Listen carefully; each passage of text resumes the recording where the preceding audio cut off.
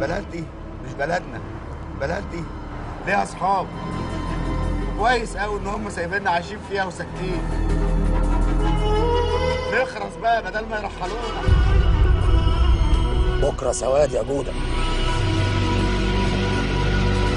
والغاز باعوا لاسرائيل، يعني اسرائيل منوره بفلوسنا ومصر منوره باهلها. يا باشا ايام الانتخابات كان يسلمني على الراس 100 جنيه وازازه زيت وبطانيه، حصل ولا لا يا حاج؟ بس والله العظيم حصل يا اخي.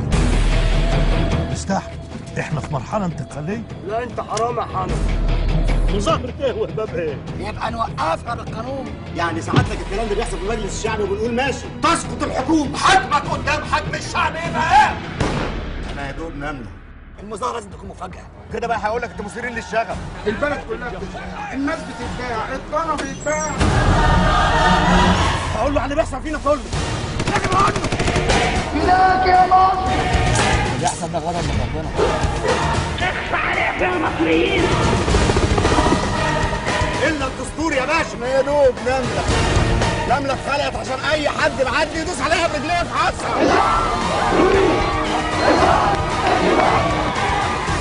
أنا كمان نملة اتفعصت والناس اتفتكتين. يلا ما حافظتوش على البلد، يلا ما حافظتوش على البلد.